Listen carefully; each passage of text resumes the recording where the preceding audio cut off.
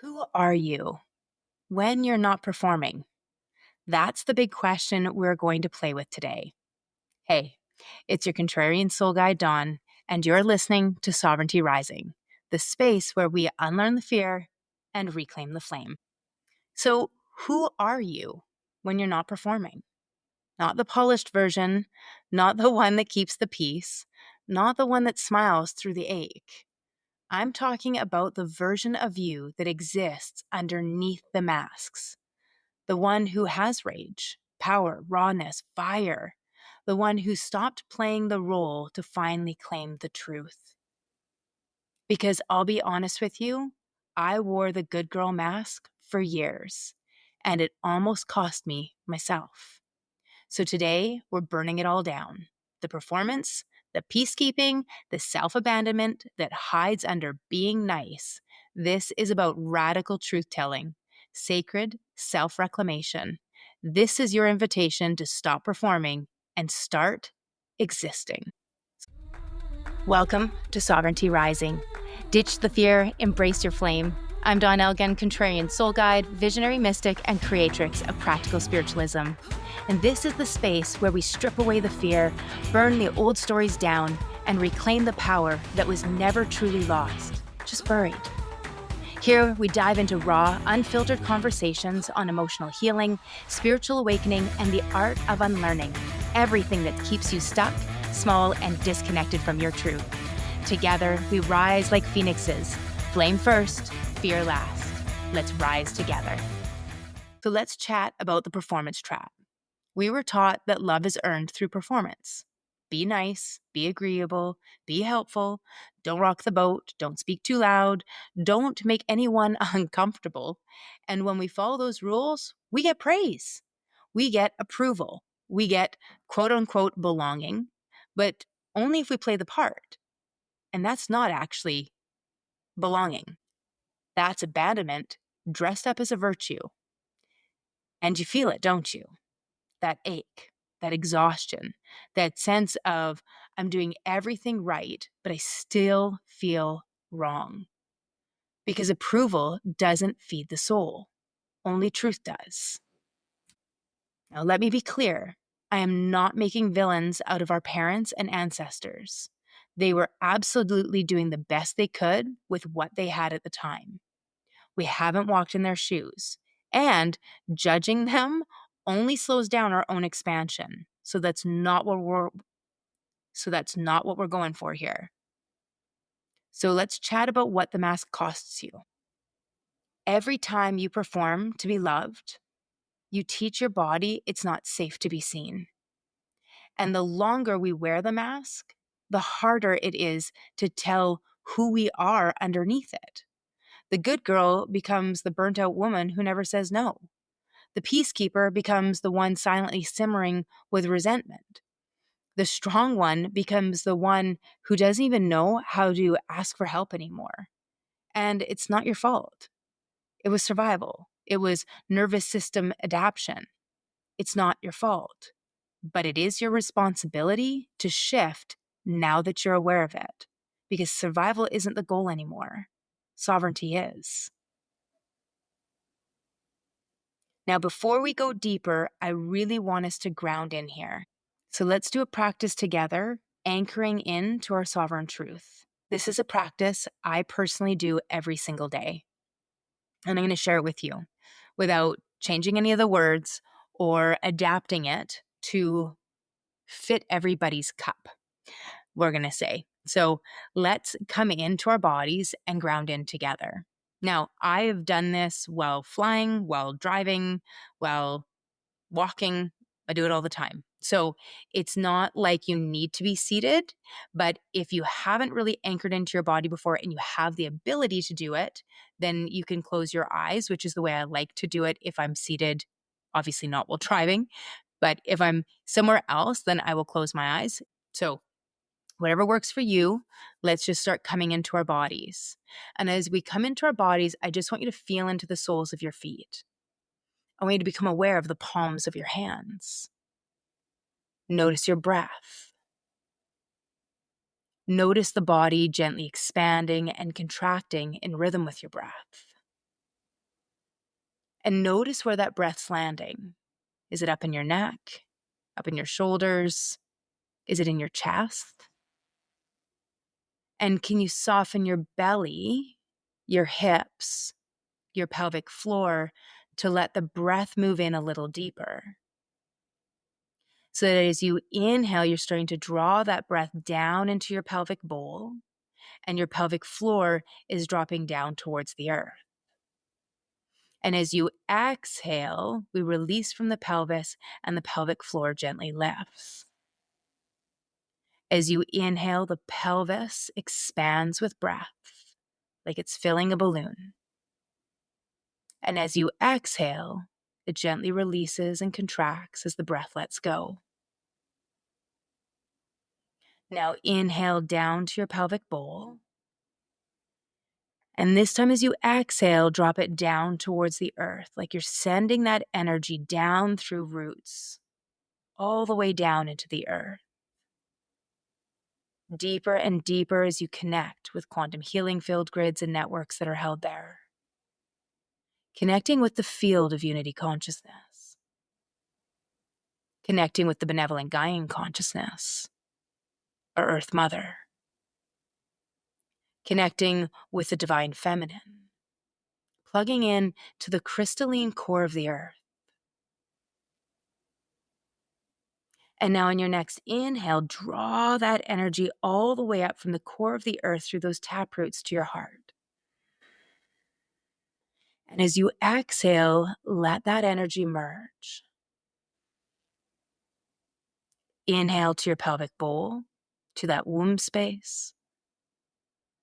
And this time as you exhale, let it go through the crown of your head, like you're sending it through energetic taproots, like a banyan tree, a tree of life, up into the ether, connecting into the quantum healing field grids and networks that are held there. Connecting into the field of unity consciousness, the Father Sky, our Sun, connecting into Mother, Father, God Source, connecting in to that energy of pure potential of the divine masculine. And as you inhale, draw this energy down from ether all the way to your heart. And as you exhale, let that merge. Each breath harmonizing the divine feminine and the divine masculine within you.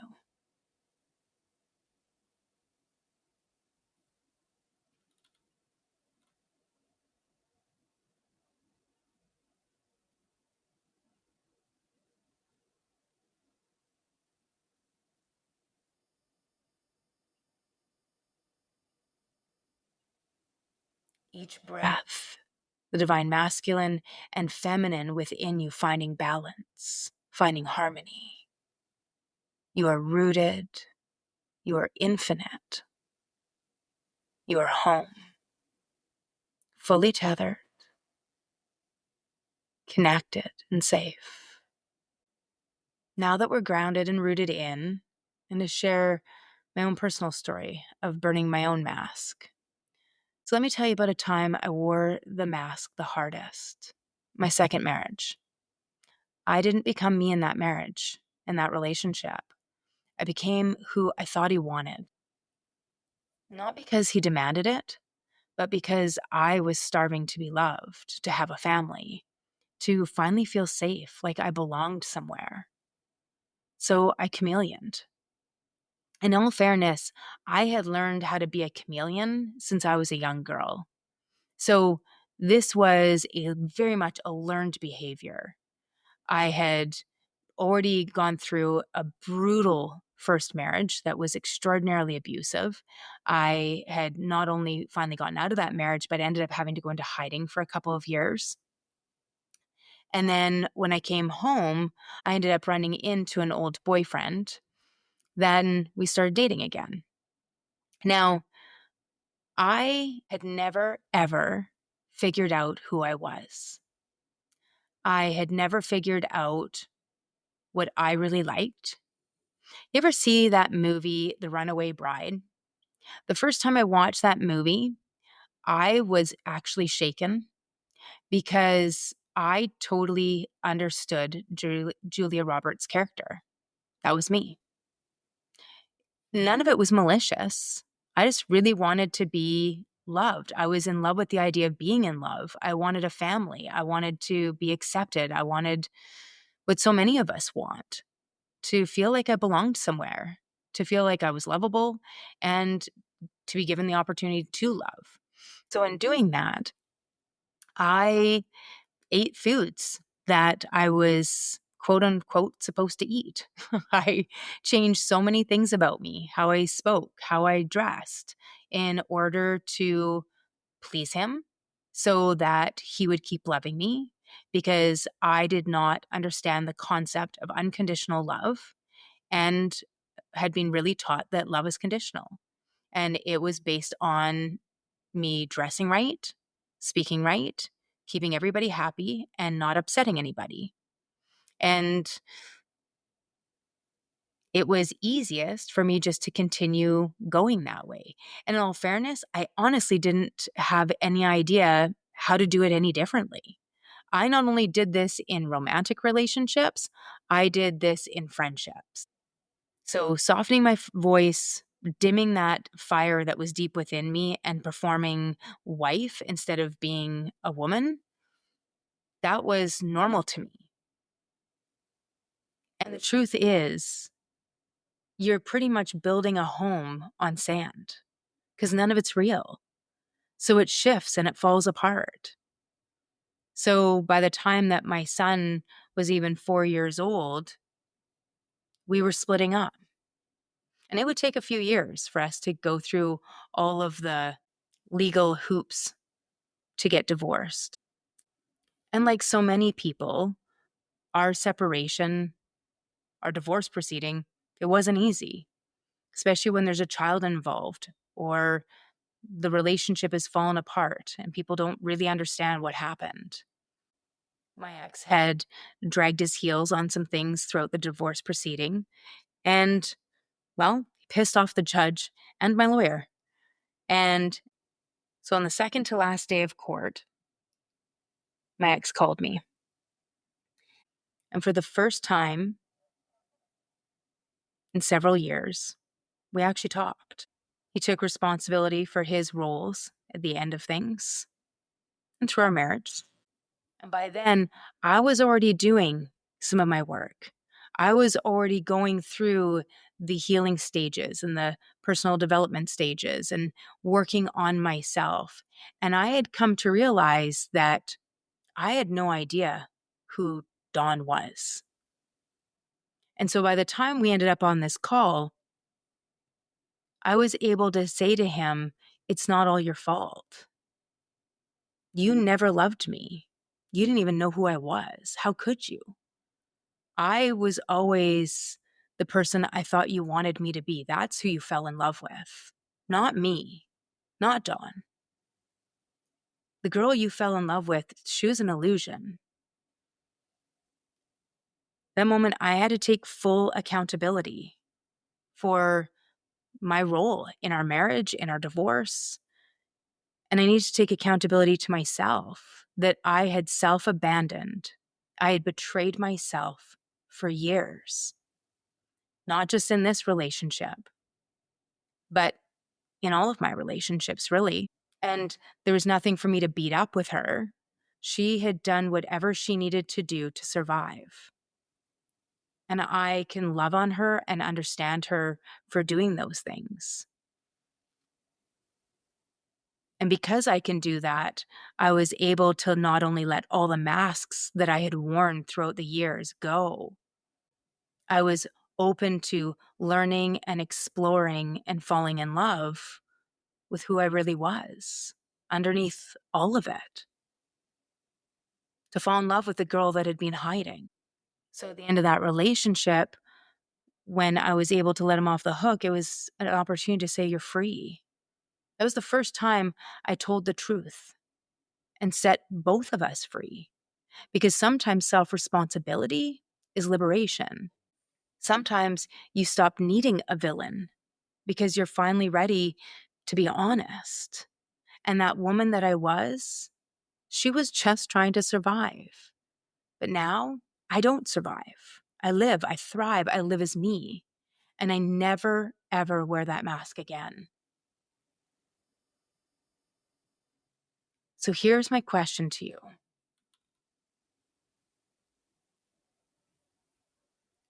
Who do you become when you want to be accepted? What parts of yourself do you hide, soften, or shrink? And what would it feel like to let her speak, let her move, let her take up space? This is your invitation to stop performing, to stop shape-shifting, to stop sacrificing your sovereignty for scraps of approval. You don't need to be liked. You need to be you. If this hit you in the gut, it's because you're ready to rise. Soul Alchemy was downloaded through me this spring, a sacred coaching journey for the woman who's done with performing and ready to live, lead, and love from her embodied truth. It's a 12-month mentorship for the bold, the sensitive, and the ones who feel the fire rising. And I'm opening up a few spots for new clients right now. So if this calls to you, check the show notes and book a free, no pressure connection call. No sales pitch, no BS, just sacred space to feel into whether this is your next step. Because you don't need another mask. You need a mirror, and I'm ready to hold it with you. Remember, you are not broken. You are not too much. You are remembering. See the light in you, and it is freaking brilliant. And I so badly want you to see it too. You are not broken. You are not too much. You're remembering who you've always been. And this journey is just getting started. If today's episode lit something in you, hit follow so you don't miss what's coming. And if you're feeling it, leave a review. It helps with more soul-led women find this space. Want to go deeper? Come find me on YouTube, Facebook, our private Facebook community, The Awakening Circle, Instagram, TikTok, or at our website, practicalspiritualismco.com, for all the ways we can rise together. Not to worry, all those links are in our show notes. Until next time, stay sovereign, stay bold, and keep that fire lit.